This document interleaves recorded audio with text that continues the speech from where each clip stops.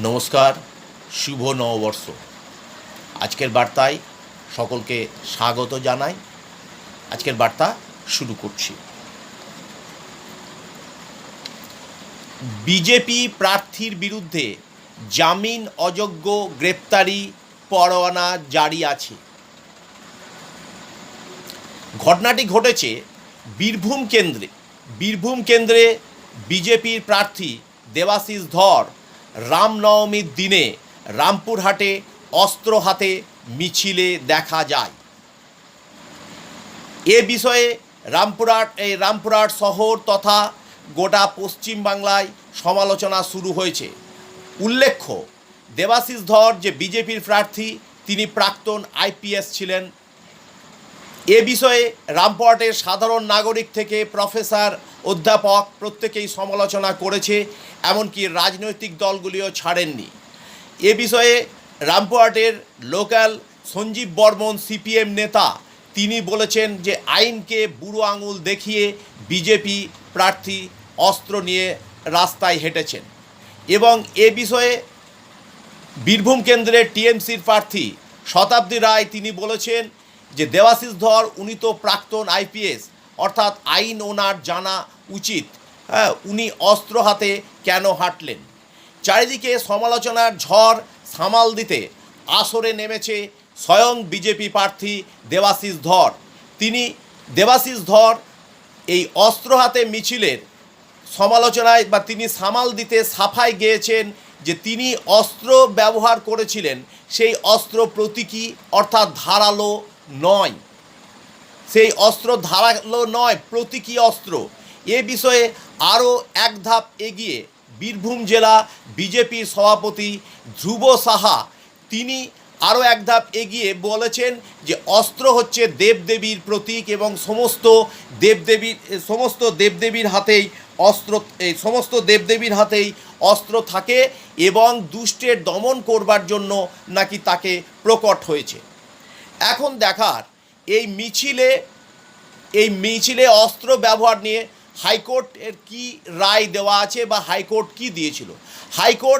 হাইকোর্টে পরিষ্কার বলা আছে যে মিছিল করতে পারে, কিন্তু মিছিলে কোনো অস্ত্র ব্যবহার করা যাবে না। অর্থাৎ সেই ক্ষেত্রে মহা ফাঁপড়ে পড়ে গেছে বিজেপি।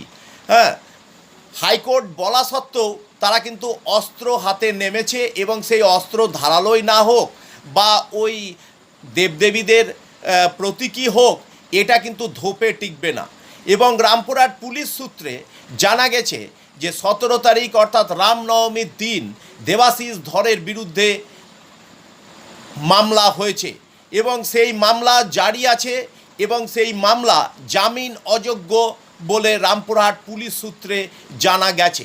এবং তার প্রতিবাদে গত 20 তারিখ রামপুরহাট থানায় দেবাশিস ধর সহ বিজেপি কর্মীরা থানা ঘেরাও করে এবং পুলিশের সাথে ধস্তাধস্তি হয়। এবং পুলিশ সূত্রে বলা হয়েছে যে পুলিশকে চাপ দেওয়া হচ্ছে দেবাশিস ধরের বিরুদ্ধে যে মামলা হয়েছে সেটা তুলে নেবার জন্য। এবং এই দিন আরও জানা গেছে যে গত 17 এপ্রিল অর্থাৎ রামনবমীর দিনে মোরারোয়ে বিজেপি দিকে নাকি মিছিল করতে দেওয়া হয়নি।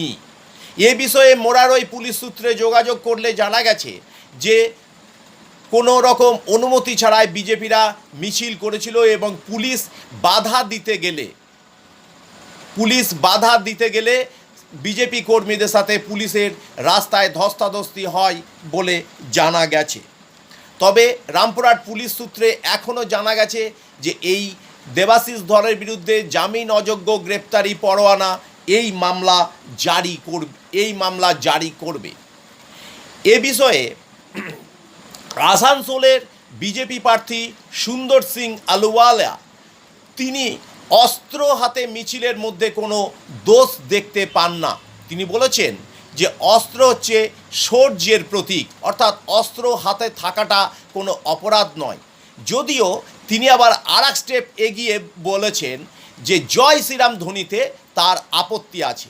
ঘটনাটার সূত্রপাত আসানসোলে কোনো একটা সভায় সুন্দর সিং আলুওয়ালা যখন উপস্থিত হয়েছিল তখন বিজেপি কর্মীরা সেখানে জয় শ্রীরাম ধ্বনি দেয়, কিন্তু তিনি সেই জয় শ্রীরাম ধ্বনি থামিয়ে সুন্দর সিং আলোওয়ালা জয় রাম বলে গানটি গান এবং পরে রসিকতার সুরে সুন্দর সিং আলুওয়ালা বলেন যে আপনাদের কোনটা ভালো লাগলো, গানটা না ওই জয় শ্রীরাম ধ্বনিটা?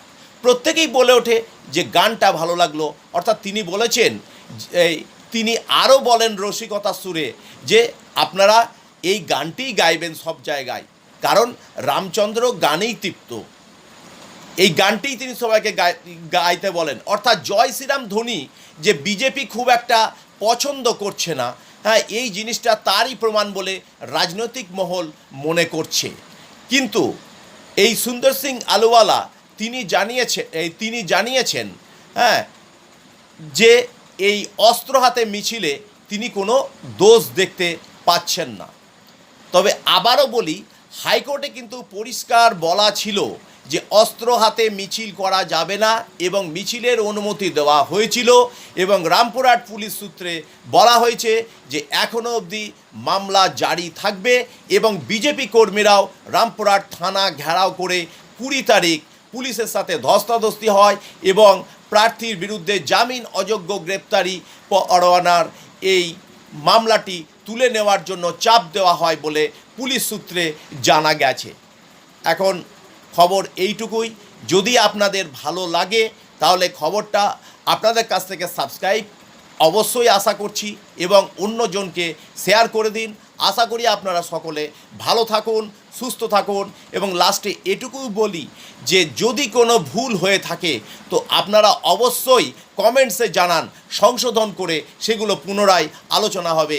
ধন্যবাদ, সকলে সুস্থ থাকুন, ভালো থাকুন, জয় হিন্দ।